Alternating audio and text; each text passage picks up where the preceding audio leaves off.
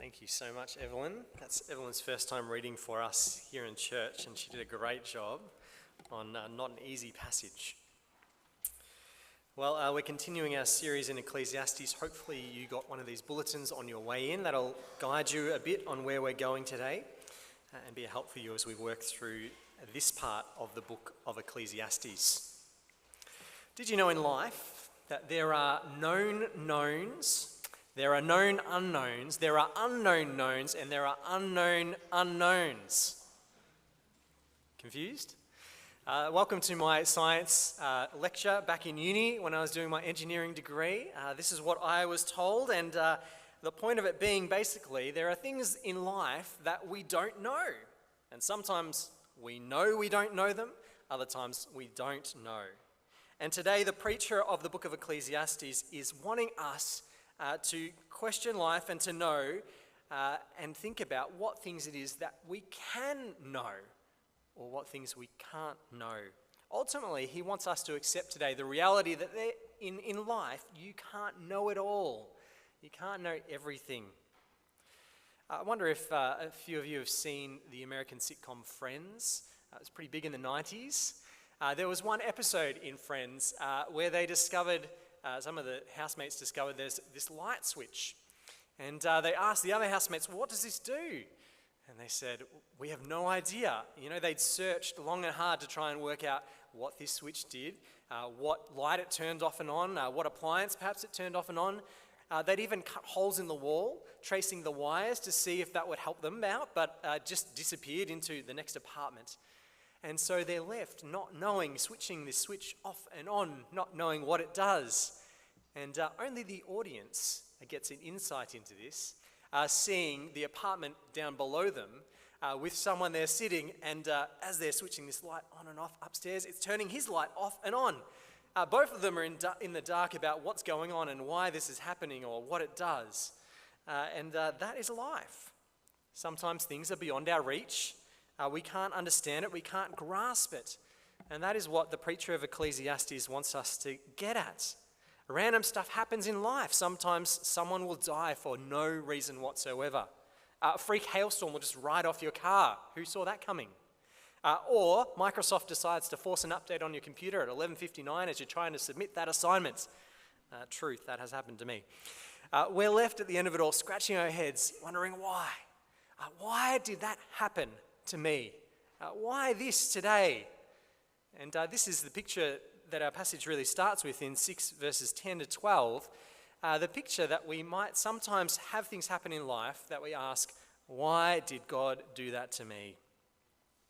And while God can ultimately answer that question, I don't want to say don't cry out to God. It's good to cry out to God. Verses 10 to 12 in chapter 6 are trying to help us see that ultimately it's not going to get us anywhere asking that question. Because verse 10, the past is the past, it's already happened, you can't change that. And 6 verse 12, the future, well, you don't know what the future might hold. Who's to say that what has happened to you today, that you're struggling with, might actually be for your good in the end? Verse 12 is really a question that looms over this whole section for us and helps us to think about life. Verse 12 tells us, who knows what is good for man while he lives the few days of his vain life, which he passes like a shadow. The reality is we don't know what is good for us because we lack the full story. We lack the right perspective, and the truth is God alone has the full perspective. He alone sees, the apartment upstairs and the apartment downstairs. He knows all the unknowns. He knows everything. But for us, stuff will happen. Sometimes there'll be things we can't explain and things we don't like. So how do we live not knowing it all? How do we live in the unknown? Well, the short answer to that is wisdom. And wisdom has a couple of good lessons to help us today. They're in your outline. First lesson is learn from life's difficulties. And the second, live with life's limits. So come with me, let's learn how to live. Let's learn firstly from life's difficulties. In chapter 7, verses 1 to 13, is a collection of proverbs. And they're all telling us hard things in life are worth your time, even much more than the easy, maybe pleasant things of life. Hard things are worth your time. Hard things like, Aunt Betty's funeral. Hard things like the sorrow of losing a good friend. That's what verse 3 is on about. Or perhaps that hard word that someone spoke to you that cut so deep, you wish you didn't hear it. But the reality being, it was something you needed to hear. That's verse 5. The preacher tells us there are hard things that you should spend your time on.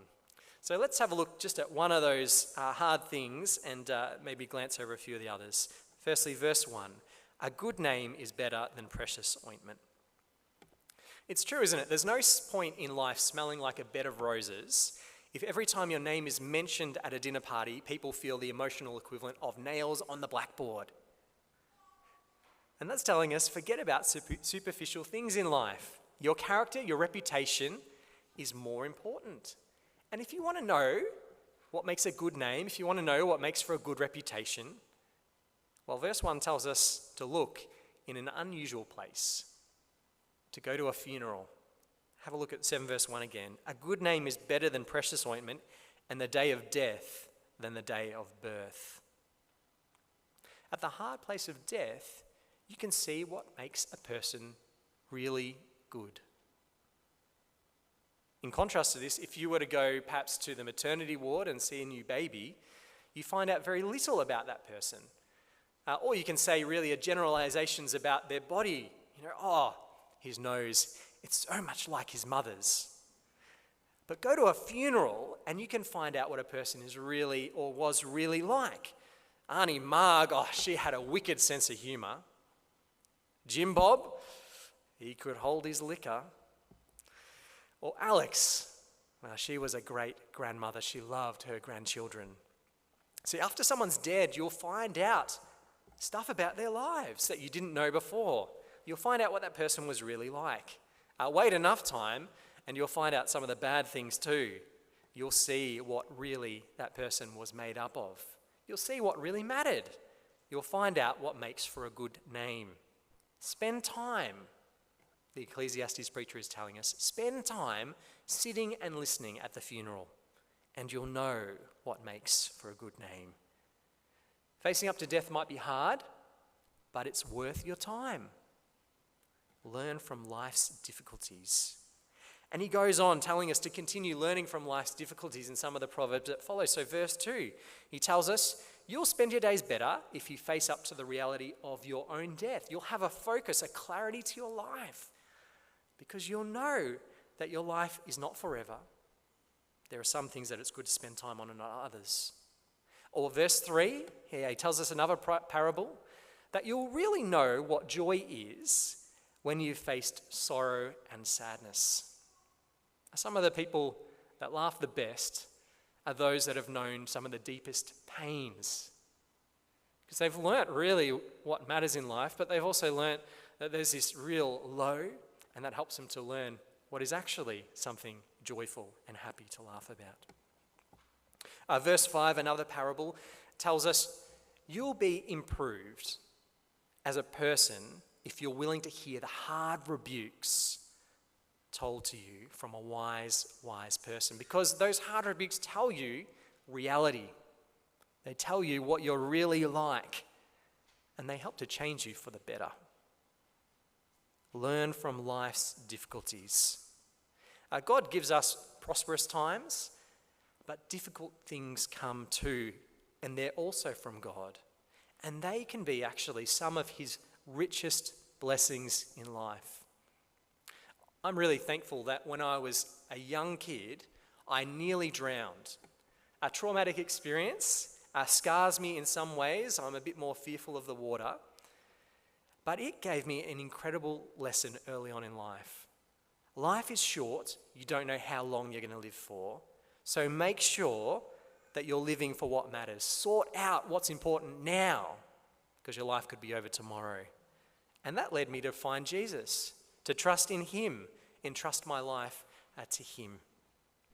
Well, I wonder if you can say that some of the best lessons you've learnt in life have been from the hard things that have come your way. Because Ecclesiastes is telling us that the hard things are some of the best teachers in life. That doesn't mean, of course, they're not tough things, but it should give us, I think, in those tough moments some hope that things could come good from this hardness, that the future might be brighter on the other side. Life's difficulties teach us good lessons, so listen up. But the preacher has another lesson for us as well, and that is to live within life's limits. See, God has made life and everything in our world, but because we're finite human beings who live under the sun, we have limits. Life has limits. We die, don't we? And so the preacher shows us 3 particular limits for us to take note of. First, on our outline there, you can see we have a limited perspective. Have a look with me at verse 14. Verse 14, he says, "In the day of prosperity, be joyful, and in the day of adversity, consider, God has made the one as well as the other, so that man may not find out anything that will be after him." It's a truth in life, isn't it, that God has made different seasons and times. There's prosperous times, yes, and there's days of adversity. There's a time to laugh, a time to die, a time to weep, a time to mourn. That's chapter 3, and he's telling us that there are these different seasons. You don't really know, because of these different seasons, what's to come the next day. Your best friend could die tomorrow. You could get a promotion at work. Or your house could get destroyed by some freak meteor that collapses into it. Who knows? But God does. God knows. And our own limitations in knowing should lead us to trust that God might have put that tough day there for a reason. After all, if every day was the same, you could say with certainty what tomorrow would bring. You wouldn't need to trust God at all. But the way God's made things limits our ability to know the future. And it asks us to trust in his providence, his good governance over our lives. And if we do trust, we can enjoy not worrying about what the future may hold because of our limited perspective. But we can enjoy it knowing that God's complete perspective has it all in hand. So enjoy your life. Enjoy not worrying about it all. Trust God with it. The second thing that we are to learn here is that we have a limited ability for good. Have a look with me at verse 15. He says in verse 15, "In my vain life I have seen everything. There's a righteous man who perishes in his righteousness, and there's a wicked man who prolongs his life in his evil doing." Now here's a hard reality for us of life. Sometimes the righteousness of a person and the wickedness of a person seem to have no account at all. You know, the Vladimir Putins of our lives, of our worlds, seem to live on doing evil and wickedness, while the good old person down the road dies in their youth. Their righteousness, their wickedness seem to make no difference. And his conclusion to all of this is shocking. It's one of the most shocking things, I think, in the book of Ecclesiastes. Verse 16, "Be not overly righteous, and do not make yourself too wise. Why should you destroy yourself? Be not overly wicked, neither be a fool. Why should you die before your time?" It feels like he's basically saying, just go on with life. Forget about trying to be good. Just don't be too evil either. There's no harm in your sin, so just moderation. It seems really contradictory with the rest of the Bible that we know that teaches us to, put to death the sin in our lives. So what is he saying? Well, have a look at verse 18. Here's his point. "It is good that you should take hold of this, and from that withhold not your hand, for the one who fears God shall come out from both of them." I found that still a bit unclear. There was another translation, the New English translation, and it puts it helpfully like this: "It is best to take hold of one warning without letting go of the other warning, for the one who fears God will follow both warnings."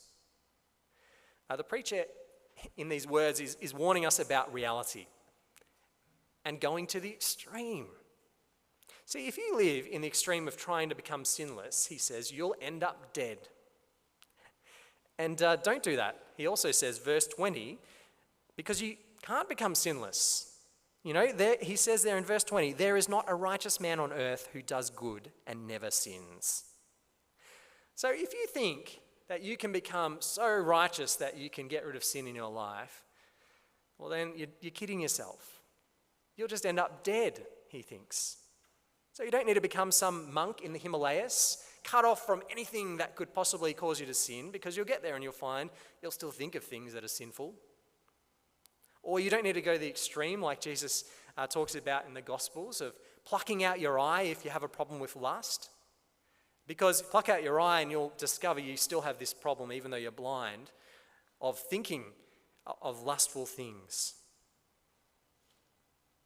These are extremes and they are dangerous. And he's not against righteousness, I should say. It's not as if he's actually saying, stop fighting against sin in your life. But he wants you to see that there are limits to your own ability to actually become sinless. He also doesn't want you living in the other extreme. He doesn't want you walking down the path of unrighteousness, of becoming foolish, becoming wicked. He doesn't want you becoming that guy that says, oh, well, doesn't really matter, so let me hop in my car and travel 300 kilometers down the freeway the wrong way. That's just going to end in your death, isn't it? Likewise, the person who gives up on fighting sin quickly erodes into a life of it. And the one who trivializes lust quickly becomes an adulterer and could come to grips with a jealous husband, and who knows how that's going to end.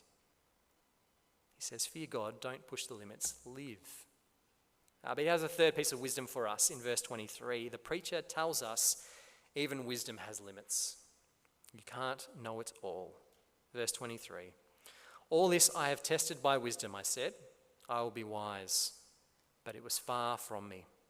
That which has been is far off and deep, very deep. Who can find it out? When the preacher has tried to figure things out and be wise, what does he find? Limits. He finds limits to his own wisdom. He has this search in 25 to 29 of chapter 7, outlines this search for this wisdom. He wants to know, it says in verse 25, the scheme of things. That is to understand it all, to know it all, know how God's made it all, how it works, how you should live. Well, what does he find?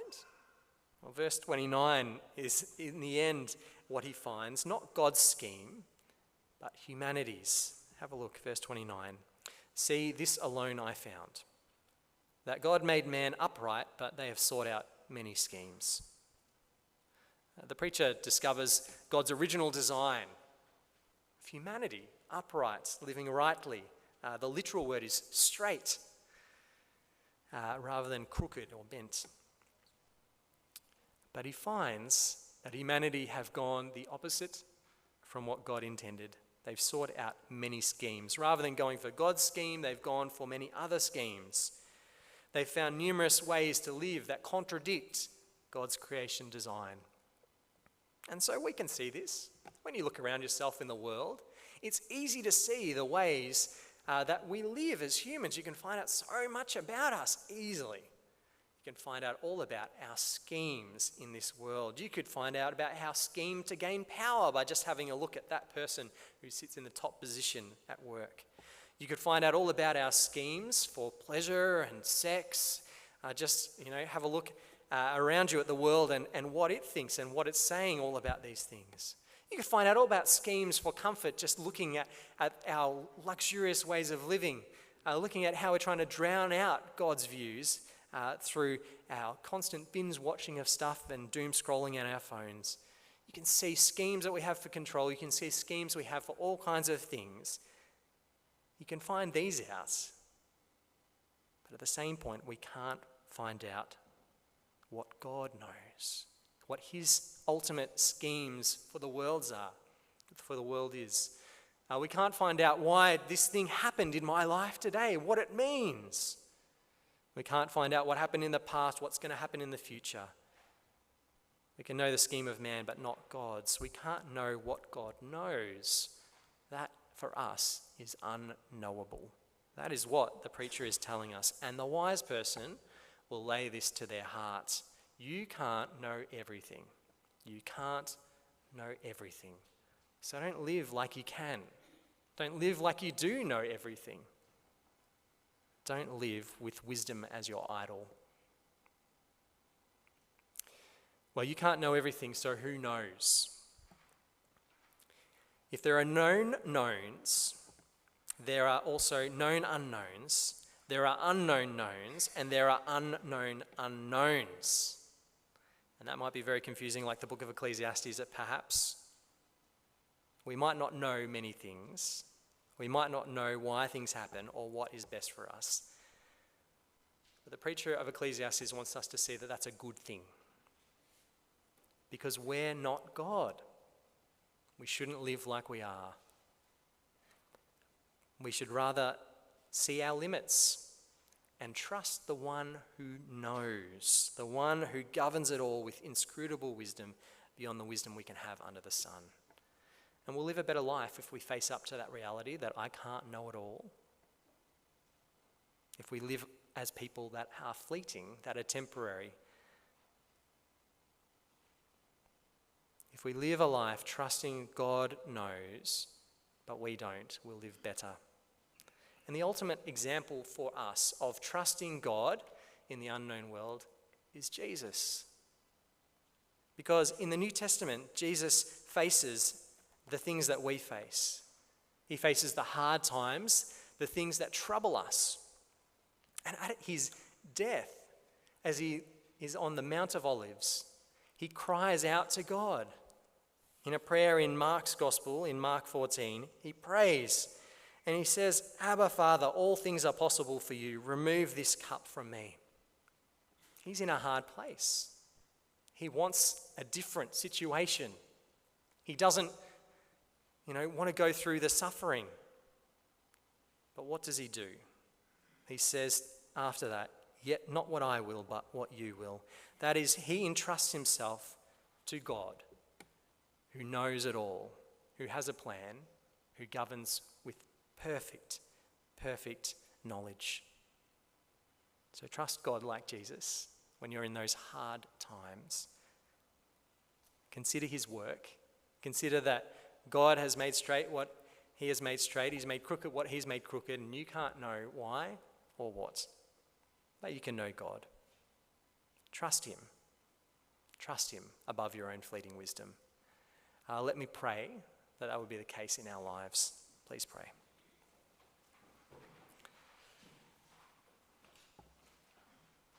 Immortal, invisible, only wise God, we thank and praise you that you know all things. When things happen that we don't understand, help us trust you and your fatherly care of our lives, fearing you and following you wherever your good plans may lead us. Help us face the hard things of life and learn the lessons you've prepared for us, knowing you know our frame, for you, Jesus, have walked in our shoes. So we pray these things through our great mediator and advocate, our Lord and Saviour, Jesus. Amen. Well, please stand. We're going to sing indeed of the goodness of Jesus, and he's the one that we should trust in and find rest in.